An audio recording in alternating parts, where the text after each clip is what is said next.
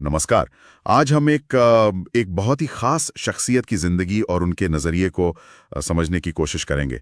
एक ऐसी कहानी जो सिर्फ उनकी अपनी नहीं है, बल्कि एक पूरे मुल्क की है और शायद दुनिया भर में आज़ादी के मायने बदल देने वाली कहानी है। बिल्कुल। हमारे पास नेल्सन मंडेला की जो आत्मकथा है, लॉन्ग वॉक टू फ्रीडम, उसके कुछ आप कह सकते हैं अहम हिस्से हैं। और हमारा मकसद है कि इन पन्नों में जो गहरे सबक छुपे हैं, जो अनुभव हैं, उनको टटोलें। जी। तो चलिए सीधे मुद्दे बढ़ाते हैं। कहानी शुरू होती है दक्षिण अफ्रीका से, एक छोटा सा गांव जहां मंडेला का जन्म हुआ। देश खूबसूरत, लेकिन उस पर एक जालिम व्यवस्था का साया था। रंग भेद, अपार्टहाइड। ये सिर्फ भेदभाव नहीं था, है ना? इन अंशों में इसका जिक्र कैसे मिलता है? हाँ, ये समझना बहुत जरूरी है। जैसा इन हिस्सों में साफ उभर कर आता है, रंगभेद महज कोई सामाजिक दूरी या सिर्फ पक्षपात नहीं था। ये एक पूरी कानूनी राजनीतिक प्रणाली थी, बहुत सोच समझकर बनाई गई थी। अच्छा। इसका मकसद ही था लोगों को उनकी चमड़ी के रंग के आधार पर बांटना, और जो अश्वेत बहुमत था उन्हें बुनियादी इंसानी हकों से दूर रखना। जैसे कि? जैसे वोट देने का अधिकार नहीं था, अच्छी शिक्षा नहीं, स्वास्थ्य सेवाएं नहीं, यहाँ तक कि कहाँ रहना है, कहाँ काम करना है, सब कुछ रंग के आधार पर तय होता था। और सारी ताकत, सारे संसाधन वो श्वेत अल्पसंख्यक आबादी के पास थे। तो ये अन्याय की एक संस्थागत बड़ी क्रूर व्यवस्था थी। मंडेला ने अपनी कहानी में इसका जिक्र बहुत तफसील से किया है। और इसी संस्थागत अन्याय के खिलाफ आवाज उठाने का फैसला मंडेला ने किया। उन्होंने अफ्रीकन नेशनल कांग्रेस एएनसी का दामन थामा। इन हिस्सों में उनके शुरुआती संघर्ष के बारे में क्या खास पता चलता है? मतलब कोई ऐसी घटना या सोच जिसने उन्हें इस रास्ते पर धकेला? हाँ, इन अंशों में उस दौर की एक झलक मिलती है। देखिए, ये कोई अचानक लिया गया फैसला नहीं था। वो बताते हैं कि कैसे धीरे धीरे उन्हें ये एहसास हुआ कि ये सिर्फ उनकी अपनी निजी आज़ादी का सवाल नहीं है। अच्छा। ये उनके जैसे लाखों लोगों की गरिमा का, उनके अस्तित्व का सवाल है। तो एएनसी में शामिल होना उनके लिए एक बहुत लॉजिकल कदम था, एक संगठित तरीके से इस नाइंसाफी के खिलाफ लड़ने का जरिया। वो लिखते भी हैं कि शुरुआत में विरोध प्रदर्शन शांतिपूर्ण थे, लेकिन सरकार का रवैया वो लगातार सख्त होता गया, दमनकारी होता गया। और ये दमन सिर्फ लाठीचार्ज या गिरफ्तारी तक नहीं रहा होगा? बिल्कुल नहीं। सरकार तो आवाज दबाने के लिए किसी भी हद तक जाने को तैयार थी, जैसा लगता है। हाँ बिल्कुल। नतीजा ये हुआ कि मंडेला और उनके साथियों पर मुकदमे चले, और फिर उम्र कैद, 27 साल जेल में। मैं जब ये पढ़ रहा था तो सोच रहा था, कोई इंसान अपनी जिंदगी के सबसे कीमती 27 साल कैसे कैसे काल कोठरी में बिता सकता है, सिर्फ एक विचार के लिए? ये एक असाधारण बलिदान है। 27 साल कोई मजाक नहीं है। अपनी पूरी जवानी परिवार से दूर, दुनिया में क्या हो रहा है उससे कटे हुए। इन हिस्सों में वो जेल के अनुभव का भी जिक्र करते हैं। छोटी छोटी चीजों की अहमियत पता चलती है। उम्मीद बनाए रखने की जो जद्दोजहद होती है, अपने साथियों के साथ मिलकर हौसला बनाए रखने की कोशिशें, ये सिर्फ शारीरिक कैद नहीं थी, ये एक मानसिक, एक भावनात्मक लड़ाई भी थी रोज की। हाँ। मंडेला इसे एक ऐसी भट्टी की तरह बताते हैं जिसने उन्हें तपाकर और मजबूत बनाया। लेकिन इसकी कीमत बहुत बड़ी थी। ये उनके अटूट इरादे और उस मकसद के प्रति उनकी जो अविश्वसनीय प्रतिबद्धता थी, उसको दिखाता है।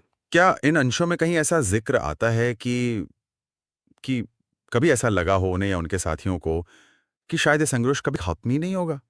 मतलब निराशा के पल या उम्मीद हमेशा बनी रहे? देखिए, निराशा के क्षण तो जरूर आए होंगे, इंसान है, कोई भी महसूस करेगा। लेकिन इन पन्नों से जो बात सबसे ज्यादा उभरती है वो है एक गहरी अटूट आस्था। अच्छा। अपने मकसद में आस्था और लोगों की अच्छाई में आस्था। वो लिखते हैं कि उन्होंने जेलरों तक में कभी कभी इंसानियत की झलक देखी, और वही छोटी सी झलक उन्हें उम्मीद देती थी कि बदलाव आ सकता है। ये कोई भोलापन नहीं था, बल्कि एक गहरी समझ थी कि दमन की व्यवस्था हमेशा के लिए नहीं चल सकती। और फिर दुनिया भर से ही जो आवाजें उठ रही थीं। हाँ, वो अंतर्राष्ट्रीय दबाव भी बढ़ रहा था। दुनिया भर में रंगभेद के खिलाफ आंदोलन चल रहे थे। जी। और आखिरकार वो दिन आया 1990 में। 27 साल की लंबी कैद के बाद नेल्सन मंडेला रिहा हुए। ये सिर्फ एक व्यक्ति की रिहाई नहीं थी, ये तो एक युग के बदलने का संकेत था। इन पन्नों में उस दिन का कैसा माहौल बताया गया है? उस दिन का जिक्र बहुत बहुत भावनात्मक है। वो लिखते हैं कि जेल के दरवाजे से बाहर कदम रखते हुए उन्हें यकीन ही नहीं हो रहा था। बाहर लाखों लोगों का हुजूम था, जश्न का माहौल था, लेकिन साथ ही उनके मन में आगे की चुनौतियों का भी एहसास था। हाँ, जाहिर है। रिहाई एक पड़ाव था, मंजिल नहीं। असल काम तो अब शुरू होना था।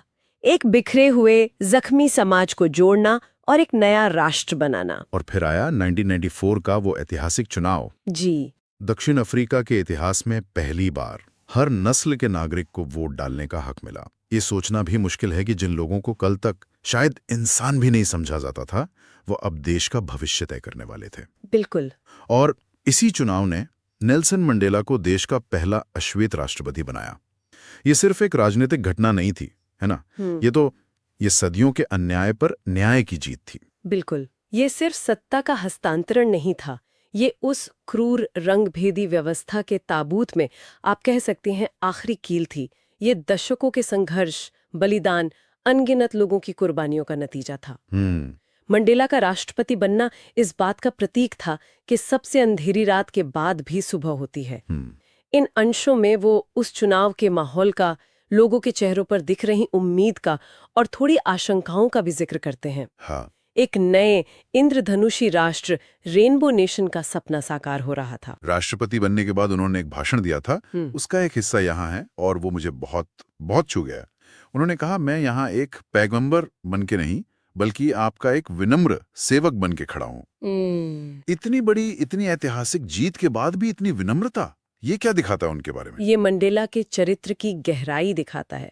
वो जानते थे कि ये जीत सिर्फ उनकी नहीं है, ये लाखों लोगों के साझा संघर्ष की जीत है। वो सत्ता को सेवा का माध्यम मानते थे, अधिकार जताने का नहीं। उनका ये कहना कि वो सेवक हैं, ये उनके नेतृत्व के नजरिए को दिखाता है कि लोगों के साथ मिलकर काम करना है, सबकी सुननी है और जो जख्म है उन्हें भरना है। वो अतीत का बदला लेने नहीं आए थे, वो भविष्य बनाने आए थे। और इसी भाषण में या शायद उनके लेखों में उन्होंने स्वतंत्रता के बारे में एक बहुत गहरी बात कही है। उन्होंने समझाया कि आज़ादी का मतलब सिर्फ अपनी बेड़ियां तोड़ना नहीं है। इसका क्या मतलब है, ये थोड़ा और समझने जैसा है। हाँ, ये उनके दर्शन का, उनकी सोच का एक केंद्रीय बिंदु है। यहाँ वो स्वतंत्रता को एक बहुत ही व्यापक नजरिए से देख रहे हैं। उनके मुताबिक, जैसा इन अंशों में साफ पता चलता है, असली आज़ादी तब है जब आप दूसरों की आज़ादी का भी सम्मान करें और उसे बढ़ाने में मदद करें। अच्छा। अगर आप आज़ाद हैं, लेकिन दूसरे लोग अब भी बंधनों में हैं, चाहे वो गरीबी के बंधन हो, अशिक्षा के हों या भेदभाव के, तो आपकी अपनी आज़ादी भी अधूरी है। सच्ची स्वतंत्रता एक सामूहिक जिम्मेदारी है। ये सिर्फ फ्रीडम फ्रॉम नहीं है, मतलब किसी चीज से आज़ादी, बल्कि फ्रीडम टू भी है। Freedom to? हाँ, मतलब कुछ करने की आज़ादी, इज्जत से जीने की आज़ादी, अपने सपने पूरे करने की आज़ादी और दूसरों को भी ऐसा करने में मदद करने की आज़ादी। यानी स्वतंत्रता सिर्फ बाहरी बंधनों से मुक्ति नहीं है, ये एक अंदरूनी सोच है, दूसरों के प्रति हमारा रवैया है। उन्होंने इसे और कैसे परिभाषित किया? बिना डर के जीना, इज्जत से जीना। हाँ, उन्होंने कहा कि सच्ची स्वतंत्रता डर के माहौल में नहीं पनप सकती। जहाँ लोगों को अपनी बात कहने में डर लगे, अपनी पहचान बताने में डर लगे या अपने हक के लिए लड़ने में डर लगे, वहाँ सच्ची आज़ादी नहीं है। सही बात है। और इज्जत यानी गरिमा, डिग्निटी, वो भी उतनी ही जरूरी है। हर इंसान को सम्मान के साथ जीने का हक है, चाहे उसका रंग, धर्म या पृष्ठभूमि कुछ भी हो। जब हम दूसरों की गरिमा का सम्मान करते हैं, तभी हम अपनी स्वतंत्रता को भी सार्थक बनाते हैं। ये सब जुड़ा हुआ है। मेरी आज़ादी तुम्हारी आज़ादी से जुड़ी है। और डर की बात आई तो साहस पर, करेज पर उनका एक बहुत मशहूर कथन है, जिसका जिक्र इन पन्नों में भी है। हिम्मत का मतलब डर का न होना नहीं, बल्कि डर पर विजय पाना है। Courage is not the absence of fear, it's the Triumph over it. ये सुनने में बहुत शक्तिशाली लगता है और ये मनोवैज्ञानिक रूप से भी बहुत सटीक है।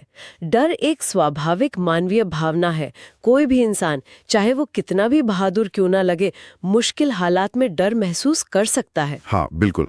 मंडेला खुद लिखते हैं कि संघर्ष के दौरान ऐसे कई मौके आए जब उन्हें डर लगा, लेकिन उनके अनुसार असली बहादुरी ये नहीं कि आपको डर ही ना लगे।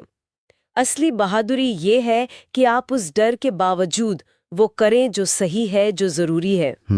हिम्मत डर की गैर मौजूदगी नहीं, बल्कि डर को अपने इरादों पर हावी न होने देना है। ये डर को स्वीकार करके, उसे समझकर और फिर उसके पार जाने का फैसला है।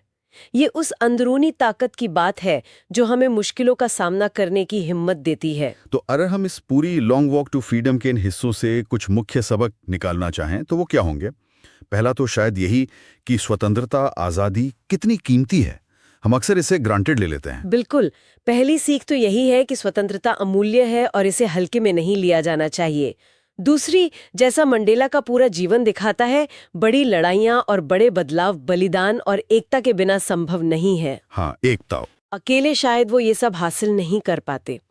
एएनसी का संगठन था, लोगों का साथ था, अंतर्राष्ट्रीय समर्थन था, ये सब जरूरी था। और तीसरी और शायद सबसे प्रेरणादायक बात, एक अकेले इंसान का साहस, उसका नैतिक बल, वो पूरी दुनिया को प्रेरित कर सकता है और इतिहास का रुख मोड़ सकता है। ये कहानी सिर्फ दक्षिण अफ्रीका की नहीं लगती। आज भी दुनिया में कई जगहों पर अन्याय है, असमानता है, लोगों के हक छीने जा रहे हैं। क्या मंडेला की ये यात्रा आज भी उतनी ही प्रासंगिक है? निश्चित रूप से मंडेला की कहानी और उनके विचार आज भी उतने ही, बल्कि मैं कहूंगी शायद उससे भी ज्यादा प्रासंगिक हैं। अच्छा। हाँ, ये हमें याद दिलाती है कि अन्याय कितना भी गहरा और संस्थागत क्यों ना हो, उसे चुनौती दी जा सकती है और उसे बदला जा सकता है। ये मानवाधिकारों के लिए, सामाजिक न्याय और समानता के लिए लड़ रहे दुनिया भर के लोगों के लिए आज भी एक प्रेरणा का स्रोत है। उनका सुलह और माफी का जो रास्ता था, रिकंसिलिएशन, वो भी एक बड़ा सबक है कि कैसे गहरे जख्मों के बाद भी एक समाज आगे बढ़ सकता है। उनके जो मूल्य हैं, साहस, क्षमा, समानता, सेवा, ये सार्वभौमिक हैं और हमेशा प्रासंगिक रहेंगे। तो कुल मिला के नेल्सन मंडेला की ये लंबी यात्रा हमें यही सिखाती है कि सच और इंसाफ के लिए संघर्ष लंबा हो सकता है, कठिन हो सकता है, लेकिन अंत में जीत उन्हीं की होती है जो हिम्मत नहीं हारते और अपने सिद्धांतों पर टिके रहते हैं। हाँ, और ये हमें स्वतंत्रता के गहरे अर्थ पर सोचने को भी मजबूर करती है। ये सिर्फ राजनीतिक या कानूनी आज़ादी नहीं है, ये हमारे मन की आज़ादी भी है, नफरत से, पूर्वाग्रहों से आज़ादी। ये दूसरों के प्रति हमारी जिम्मेदारी भी है। जैसा मंडेला ने जी कर दिखाया, सच्ची स्वतंत्रता तब मिलती है जब हम न सिर्फ अपनी बल्कि सबकी बेहतरी के लिए काम करते हैं। उनके संघर्ष में सिर्फ एक देश का नक्शा नहीं बदला, बल्कि दुनिया भर में आज़ादी और इंसानियत की समझ को गहरा किया है। वाकई एक ऐसी कहानी जो हमेशा हमें प्रेरणा देती रहेगी। और इसी सोच के साथ हम अपने सुनने वालों के लिए एक सवाल छोड़ जाते हैं जिस पर वो विचार कर सकते हैं। आपके लिए आज के दौर में स्वतंत्रता का क्या मतलब है? आपके लिए आज के दौर में फ्रीडम का क्या मतलब है?